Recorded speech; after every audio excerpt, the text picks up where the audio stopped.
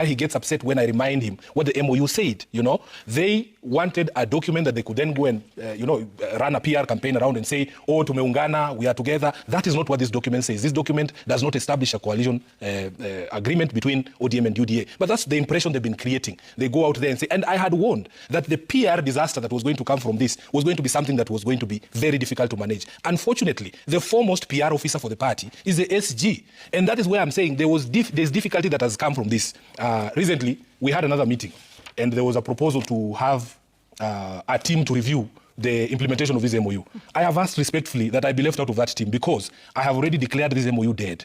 I have already done so publicly. So there is no point. I'm not a mortician. There's no point of me going to go through a document that I've already declared dead. And the reason I declared this MOU dead is because the initial argument for entering into this MOU was twofold. First of all, it was for the sustenance of life. For the sustenance of life, that we were losing people unnecessarily. That can we all agree that this is not something we need to continue doing? We need to stop killing our people. That was the first argument. The second argument was the sustenance of the democratic state. So Ruto is getting his end of the bargain because the democratic state is being sustained at least until 2027. But our people are not getting there. They're still being killed. So on the day that Albert Ojwang dies in a police cell, to me this agreement is dead because it doesn't matter what else you do, Albert will not be able to enjoy that. Okay. Let me ask you this. Yeah. Have you told this to your party leader? I have. I have spoken with Baba. I have explained to him my frustrations, the difficulties of having to explain what we're doing with this rogue regime, the confusion that has come upon my mind because this is not what I was taught. Me, I don't know how I can explain.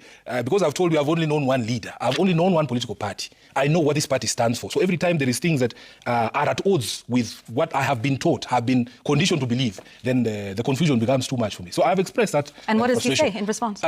So there is many private conversations, the details of which that I cannot share. But for you and your viewers, just know that there is nothing that I can say publicly that I have not said privately to my party leader.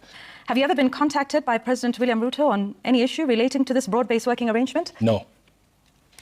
I don't even have William Ruto's number, and he can't call me. Because if I don't have your number, you can't call me. These people just say one term, they don't have any agenda. I want William Ruto to know that his removal from office is a national priority agenda. It is the only agenda. Because his government is totally opposed to everything that this constitution stands for. And I want these people to be bold. Don't be bullied. You don't have to. He wants to push you into a corner where you're discussing markets. Tell Albert Ojwang about markets and roads. In my ranking, removing Ruto is top. It's even higher than getting a second terminal at JKI or dueling Malaba to Mombasa. And how would we do that? That's what I'm saying. Yeah. That's what I'm saying. Let's talk about that because there's those calls for one term. Yeah. The president, on the other hand, calls those calls unconstitutional. They're not unconstitutional. So, these terms are granted by the public. I've told you we are the sovereign. Yeah. If we decide to give you one term, we'll give you a term. If we decide to give you half a term, we impeach you. I mean, it is in the constitution. And you can also resign midway from public pressure. We have seen it happen. We have seen it happen that governments have collapsed under the weight of the pressure of the people. Because once people have rejected you, they have rejected you. It is a constitutional way to remove somebody midterm. Yeah. And one of those would be impeachment, as you said. Correct. Do you think Parliament is sufficiently independent to do that if that is what the people would ask them to do? And you sit to the Senate, which would be a very important player in this. Personally, if he was sent to the Senate, I would impeach him without blinking. The way the other one who was sent to us was impeached. You once said that if President Ruto is re-elected, you will find another country to go to. Is this still your position? First of all, you are a media practitioner. Don't share things you've seen on social media.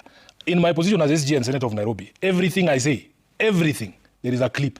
It's on video. It's like these things I've said here today. I cannot deny them because I have said them on TV. If you show me a video of me saying that, because I've seen that thing circulating in social media, and I'm waiting for any Kenyan who has that video to show me. So you wouldn't... I will never flee my own country. We will die here. We're not running away. It is our responsibility to fix this country. And I'm telling you, we must play our part. We must play our part in fixing this country and revert it back to what people envisaged it to be when they were passing this constitution. This document did not come easily. We are the generation who were born under Moi Yvonne. I lived my entire life under dictatorship. The first time I got the opportunity to vote, I went to vote Kanu out. I am not going back to that life, where you're sitting with your father and he has a Land Rover and he runs into the sugarcane farm to hide. And he has done nothing, because those guys you would explain when you are in committee. You explain when you're already there. So you would rather just hide. We are not going back there. Where are we now? If we decide to give you one term, we'll give you a term. If we decide to give you half a term, we impeach you. I mean, it is in the constitution. And you can also resign midway from public pressure. We have seen it happen. We have seen it happen that governments have collapsed under the weight of the pressure of the people. Because once people have rejected you, they have rejected you. It is a constitutional way to remove somebody midterm. Yeah, Yvonne, we have by-elections coming up. We try and talk to candidates. For the first time, people are not scrambling for our ticket. For the first time, I've never experienced anything like this. They are telling me, I want to be in parliament. I love ODM, but if I go with the ticket, I will lose.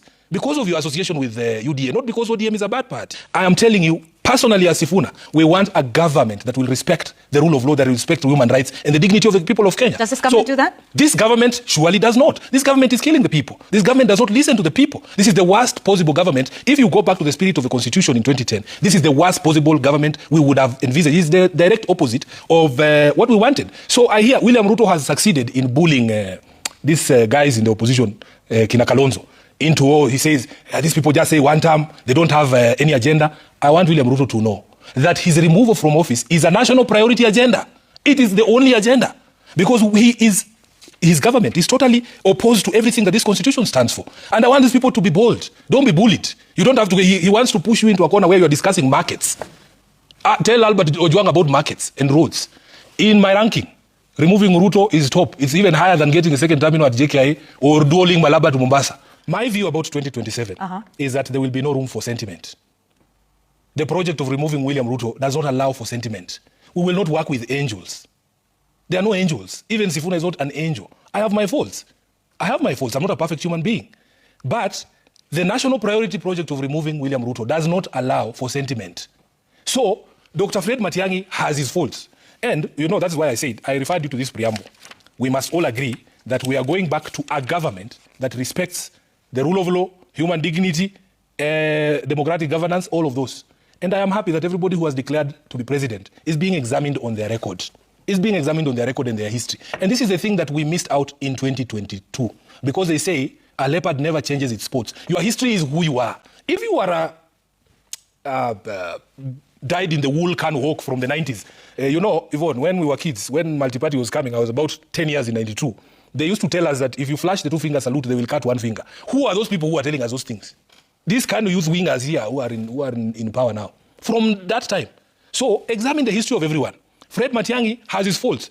But if he's going to help us remove William Ruto, I hear William Ruto has succeeded in bullying these guys in the opposition, Kina Kalonzo, into, he says, these people just say one term, they don't have any agenda. I want William Ruto to know that his removal from office is a national priority agenda. It is the only agenda.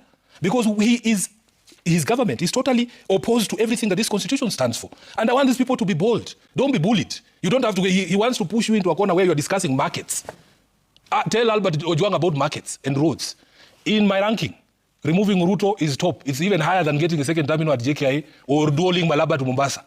And how would we do that? That's what I'm saying. Yeah. There is a guy who I have a lot of respect for. He's an elder in my community. He stands up, he's I think in his 80s. Then he proposes that Nairobi National Park should be raised down and we put apartments there. At his age, is he allowed to make that decision? I have an 8-year-old daughter. We should ask her, Mama, do you still want to see lions or the animals at Nairobi Park? She should be the one to tell us, Daddy, we are tired with these elephants. Take them to Kajiado. But you cannot have lived all your life enjoying these benefits, enjoying the park. You've taken your children there, your grandchildren, your wives have gone there and enjoyed that park. Then at the tail end of your life, you come and suggest that we no longer need the Nairobi National Park. Are these people prepared to listen to intergenerational discourse? We have young people in the universities. Some of these people you see here, they went to university for free. Public education was free. And they were being paid. They used to call it boom. I'm telling you, are we offering the current generation of the students in the university the same opportunities that we were also very frustrated? We were saying, can this Gen Z finish the job? Can they finish the job? Because the country cannot just stay in limbo. By finish the job, you mean? Kick him out. That was the rallying call. They were to kick Ruto out. Is he someone you would work with? I don't know about Kingmaker. Let me tell you about my view of Gachagua as in terms of value proposition. The value proposition for Gachagua, for me, from an ODM perspective, is that he is taking away votes that helped beat us in 2022. For as long as he's taking away votes from Ruto, I don't care where he takes them. He's not giving William Ruto. Are you getting my point? You said there can be arguments for the association. Correct. What would those be? I have just made them. I have told you about the sustenance of a democratic state, that Baba believes we should have a constitutional opportunity to remove Ruto democratically. How do you get there? That is the conversation. How do you get there? Well, the reason I'm asking that is because you say there are arguments for that association. Those are the arguments. That's fine. Yes. But in the same breath, you say it is not working. Yeah, the sustenance of life. Therefore, can there still be arguments for this association? Because you're saying it is dead? You ask me questions regarding the position or the view of my party leader. I explained to you the arguments for. you know? And I also give you my arguments against, because my sincere belief is if we are sustaining a democratic state so that we can all elect somebody or kick somebody out democratically, can we all get there? Can we all get there? Because if you go by the rate, this regime killed over 40 people in Sabasaba.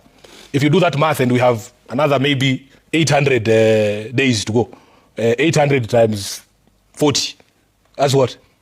320, isn't it? People.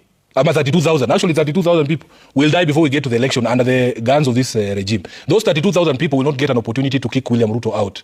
I gave the example of Albert. Albert is in the ground now. You cannot tell Albert to wait for you in 2027. If Ruto kept his word, then it would be easy for some of us to buy that justification for the sustenance of a democratic state, you know?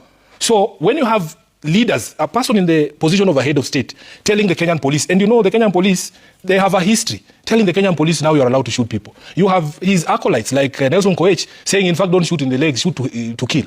Those instructions permeate to these junior officers. And I'm telling you, Yvonne, if we do not have another way, we will lose more lives before we get to... Let's speak a little bit more about him. At an event in Homa Bay, President Ruto, speaking in front of your party leader, expressed displeasure over your stance on the broad-based politics. And he said, as founding member of ODM, they would get together and sort of find a way to reprimand you. Tell us if anything has come of this threat. Was it effected? We know you're still in office, at least for now, but you know, has something been done? Clearly that meeting has not happened. Well, but has something been done to give you reason I have a few things to say. First of all, nobody should threaten me with founder member status, because ODM, as I've told you, is a mass movement. If it was just the leaders, ODM would not exist. I have told you, we are the kids who were singing in the streets those days that gave this mass movement called ODM, because you need the people for you to be able to say that you are a mass movement. In 2005, we voted against the proposed document of the constitution that Kibaki had given us on the instruction of Baba, because we were his kids, you know. So first, there's no organ of ODM called founders. There's no organ, and he's not a member of the party. We have a disciplinary committee that is headed by Ramadan Abubakar, who happens to be a birthday boy today. So shout out to him. Those are the people who can discipline me as a member of the party, not William Ruto. And Yvonne, it has been the honor of my life to be SG of ODM. I was telling these young students that I met at Chungwa House on Saturday from the universities in Kenya that there is no political platform that is bigger than ODM, and no bigger political platform than SG of ODM. I have been SG of ODM. This is my 8th year. I'm the longest serving SG of ODM. There is a contribution that I've made to the party. I would not feel bad if they gave opportunity to somebody else, because Sifuna now is saying that the party has taken a wrong direction. I would not begrudge anyone. I would actually understand it, you know. So him threatening me there in front of people, and the reason why he was saying all of those things, Yvonne, you can look at the speech that I made on that particular day. What is it that I said that was so offensive? I asked him to stop tear gassing young children, to allow a play by a high school to be performed. That is what warrants the removal of SG of ODM. It is ridiculous. So for me, really, I know the people who put me in this position. And the day they say, Sifuna, we have lost confidence in your ability to be SG of ODM, I will respect that decision. I would remain a loyal member of ODM and serve the people of Nairobi in the capacity of senator. I don't have an issue. Fred Matiang'i has his faults. But if he's going to help us remove William Ruto, so be it. So be it. Former Deputy President Gachagua? He is impeached. He cannot run.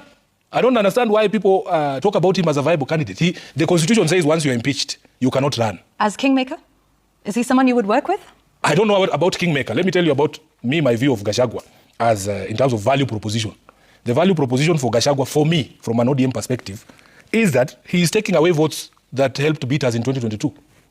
For as long as he's taking away votes from Ruto, I don't care where he takes them. He's not giving William Ruto. Are you getting my point? Why is John Badi not paying Kenyans the 6,000 we promised every month? If he's there to do ODM bidding.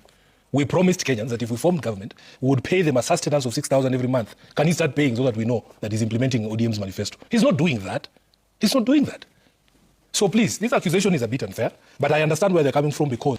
Is ODM headed in the right direction with the current arrangement and the current status? Let's just say that there's a lot of confusion. I have told my party leader that there was a time when it was very easy to be SG of ODM. You would wake me up in the middle of the night and ask me anything, because what we agreed is that you can compromise on tactics, but you can never compromise on your values. There is things that ODM stands for. If you woke me up in the middle of the night and ask me my position on devolution, my position on rights and Article 37, for instance, I would give you an answer straight away. But right now, there is a lot of confusion, because I come to these shows and to the media and in those public barazas, and I struggle to explain that we're the same political party, then you will see a member of ODM who maybe used to hold a premier position, now is a cabinet secretary, say the exact same opposite. It leaves our support very, very confused. And I want to apologize to members of ODM today for all the confusion we as a leadership have caused, because it is very difficult now to discern the position of ODM on major issues. And that is the biggest sadness, because it should be easy. It should be easy. When a member of ODM proposes a bill saying, oh, we want to limit the rights under Article 37. What is ODM without Article 37? What is ODM without street protests? What is ODM? ODM is a movement that has been built on the strength of a people. So you cannot be the ones telling us today that, oh, you are sponsoring a bill to limit the rights under Article 37. We swore to this constitution. And that is where confusion comes in for people like me, because I now can no longer pronounce myself authoritatively on the position of a party when it comes to the rights under Article 37. You know? And that is where the difficult story about Gachagua, and by the way, there's inordinate attention to Gachagua, including in your bulletin today. There is a cabinet secretary crying about Gachagua. You know, I don't know how I can explain this from two perspectives. First of all, as a senator, once you have impeached someone, that's it. Number two, as a lawyer, there's a rule called against double jeopardy. So you all know he's a tribalist, right? That's the reason why we impeached him, right? So how many times do you want us to impeach him? I was shocked. Members of the National Assembly who have constitutional oversight over Gachagua, they have already exercised that oversight by impeaching him. They adjourned their house to discuss a private citizen. A private citizen that they have already impeached. How many times can you impeach someone? So now, he paid for his crimes. He can do whatever it is he's doing out there. If he crosses the line, because there are limitations to the freedom of expression, if he crosses the line, arrest him. I just hear people complaining, why don't you arrest him? Why don't you arrest him and charge him? You know? So for me, really, that is Ruto's funeral. Pahali walitoana, mimi, I was not there. He has told us long stories about how he selected him or MPCG voted. We were not there. From an ODM perspective, as SG, me, for as long as Ruto's votes are being scattered, that's all I care about. So open to working with anyone because that's the primary goal, and you say there is no room for sentiment. No room for sentiment.